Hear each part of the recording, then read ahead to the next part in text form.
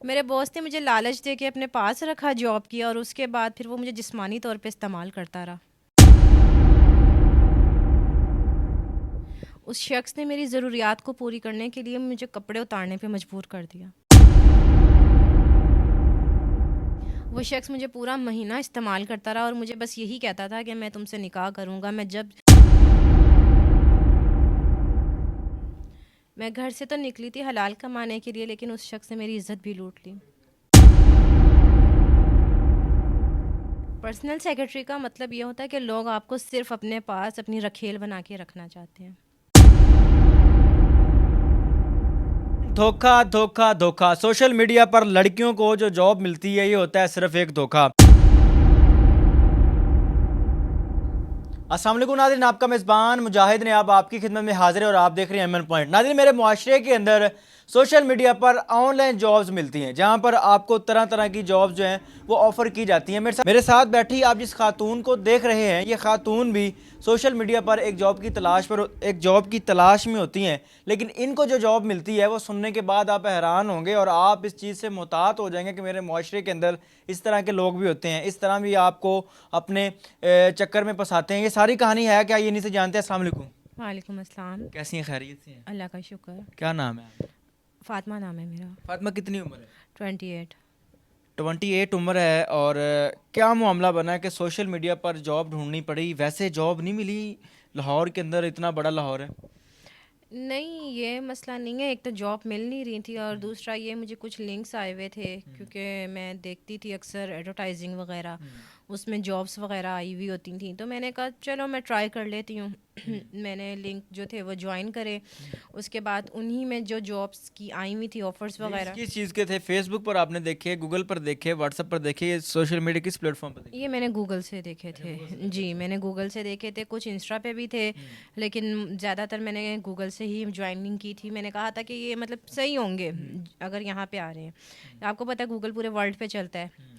बस फिर वो मैंने ज्वाइन करे। ज्वाइन करने के बाद जब मैंने ज्वाइनिंग करी, वहाँ पे फर्स्ट ही मतलब जॉब की मुझे आ गई कि जी वहाँ पे पर्सनल सेक्रेटरी की ज़रूरत है। मुझे ये था पर्सनल सेक्रेटरी, जैसे मतलब मैंने क्योंकि कभी जॉब नहीं करी थी, तो मुझे ये था जैसे जस्ट फाइल वगैरह दे दी, अपने आप बॉस के साथ साथ रहना, उनकी हर मीटिंग्स में साथ आना जाना।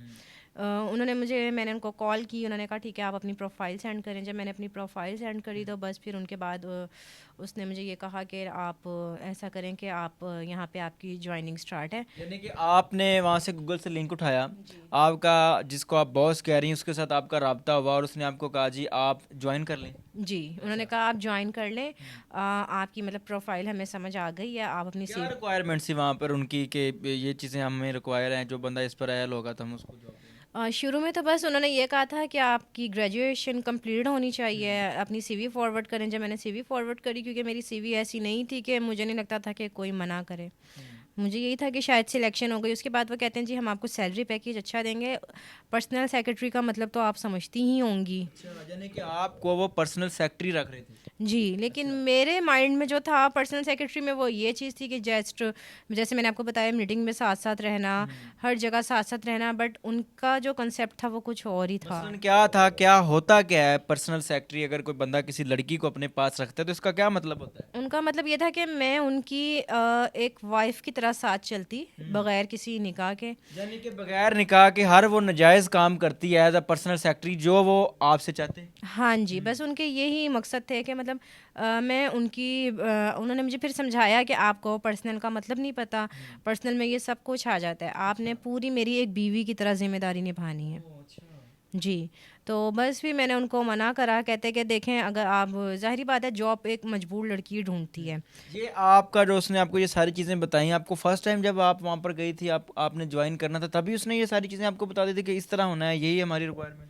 हाँ जी, उन्होंने मुझे फर्स्ट टाइम में ही ये बात कह दी थी, और उसने मुझे ये कहा था साथ-साथ कि आप देख लें हम आपको अच्छा पैकेज देंगे, क्योंकि आपको पता है एक ज़रूरतमंद लड़की ही सिर्फ़ जॉब ढूँढती है, शौक़ से कोई नहीं जाता। तो हर इंसान में इतना तो होता ही है कि वो इंसान की कमज़ोरी पकड़ लेता है। लेकिन इस खातून को ऑफर की गई कि आप हमारे पास पर्सनल सेक्रेटरी की जॉब करें। पर्सनल सेक्रेटरी की जॉब इस तरह करें कि आपने कोई काम नहीं करना, आपने सिर्फ मेरी बीवी वाली मेरी रातें रंगीन करने का काम करना है और मैं आपको एक अच्छा पैकेज दूंगा गलत काम करने के लिए, नाजायज़ काम करने के लिए। आप मेरे पास पर्सनल सेक्रेटरी रहें। अच्छा, उसके बाद फिर क्या हुआ, आपने जॉब ज्वाइन कर ली? हाँ जी, मैंने जॉब ज्वाइन कर ली थी क्योंकि मैं ज़रा सारी मजबूर। बातें बताने के बाद फिर आपने क्यों जॉब ज्वाइन कर ली? एक बंदा आपको साफ अल्फाज में कह रहा जी मैं तो तुम्हें इस काम के लिए इस्तेमाल करूँ। क्योंकि मैं मजबूर थी। मुझे ये था कि कोई नहीं, वक्त के साथ साथ मैं मतलब थोड़ा सा उसको बातों में ले लूँगी, मैं उसको इग्नोर करती रहूँगी, मैं अपना वक्त गुजार लूँगी। महीना गुजर जाएगा, फिर मुझे कहीं और से अच्छी ऑफ़र आएगी तो मैं यहाँ से छोड़ जाऊँगी, बस ऐसा था। लेकिन उसी दौरान उसने बीच में मेरा मिसयूज़ भी किया। यानी कि वो शख्स जिसको आप बॉस कह रही हैं वो आपको इस्तेमाल भी करता रहा जिस्मानी तौर पर? जी, ऐसा ही है। अच्छा, कितने दिन आपने उनके पास जॉब की थी, ये सारा सिलसिला जो चलता रहा? मेरे तो ख़्याल से अभी महीना भी नहीं हुआ था, क्योंकि फिर उन्होंने मुझे इस तरह कहा कि मैंने फिर उनसे जब बार बार उनके इसरार करने पे मैंने उनको मना किया कि नहीं, अब मैं मज़ीद इस तरह नहीं चल सकती। मैं एक हलाल की तलाश में आई थी, आप मुझे हराम की तरफ ले आए। तो कहते ठीक है, आप फिर ऐसा करो, आप मुझसे निकाह कर लो, लेकिन मैं सबके सामने नहीं कर सकता। मेरी बीवी है, मेरे बच्चे हैं, और मेरी बीवी जो है वो डिप्रेशन में रहती है, तो मैं उसको टेंशन नहीं देना चाहता। लेकिन आपसे भी मुझे काफ़ी अटैचमेंट सी हो गई है, एक लगाव हो गया है, तो मैं आपका सारा ख़र्चा पानी बाँध दूँगा, आप घर छोड़ के आ जाओ।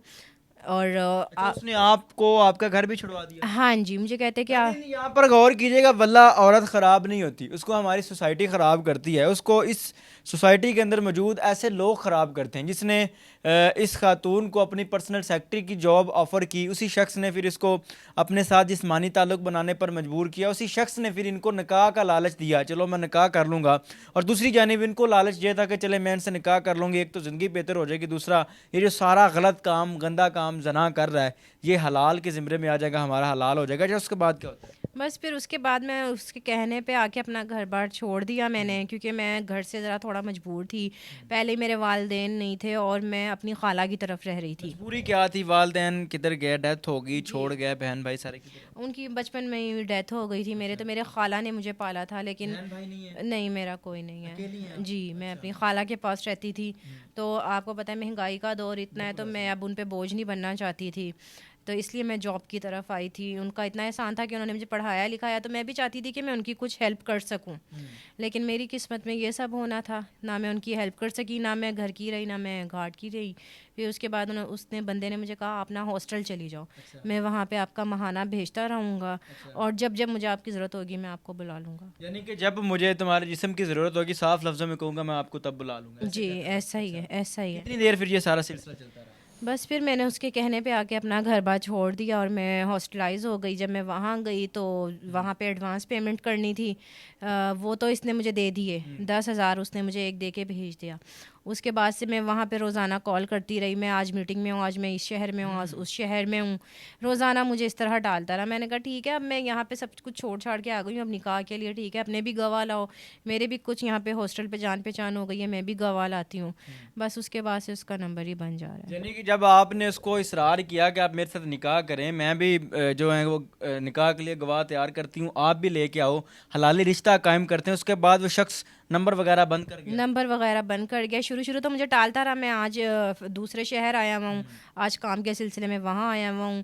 फिर आहिस्ता आहिस्ता आहिस्ता उसने मेरा नंबर पहले ब्लॉक पे लगाया, उसके बाद जब मैंने अदर नंबर से कॉल करी तो उसने नंबर ही अपना चेंज कर लिया, नंबर बन जाता रहा। आप उसके ऑफिस नहीं गई जहाँ पर वो आपको उसने बुलाया था, आपकी उससे मुलाकात हुई? वो भी रेंट पे ऑफिस लेके बैठा हुआ था, क्योंकि मैं तो उस टाइम जो सीधी सी बात है एक बहकावे में, एक लालच में आ गई थी कि चलो मैं आगे अपना अच्छा मुस्तकबिल सोच रही थी। मैंने इतना उसके बारे में इन्वेस्टिगेशन नहीं करी, तो वो बाद में पता चला कि ये तो जस्ट थोड़े दिनों के लिए ऑफिस रेंट पे लिया हुआ था। नादिन, धोखा धोखा धोखा। सोशल मीडिया पर लड़कियों को जो जॉब मिलती है ये होता है सिर्फ एक धोखा। इस खातून के साथ जो हुआ वो आपने इस वीडियो के अंदर सुना जाना। मकसद ये नहीं कि मुआशरे की नेगेटिविटी आपके सामने रखना, मकसद ये है कि आपको अवेयर करें कि इस मुल्क के अंदर किस तरह फ्रॉड किया जाता है। एक शख्स, उम्र कितनी थी उसकी अगर आप बताना चाहें तो? वो 50+ ही था। इसका मतलब तो बुजुर्ग हुआ वो?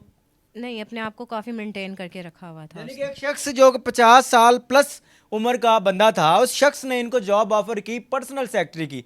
पर्सनल सेक्रेटरी के बाद इनको जिस्मानी तौर पर इस्तेमाल करता रहा, इनका इस्तेमाल करता रहा, और बाद में इनको निकाह के लालच भी देता रहा। लेकिन जब बात निकाह की हुई तो वो इनको छोड़कर रफू चक्कर हो गया। आज किस हाल में है, किधर रह रही हैं और कंडीशन क्या है?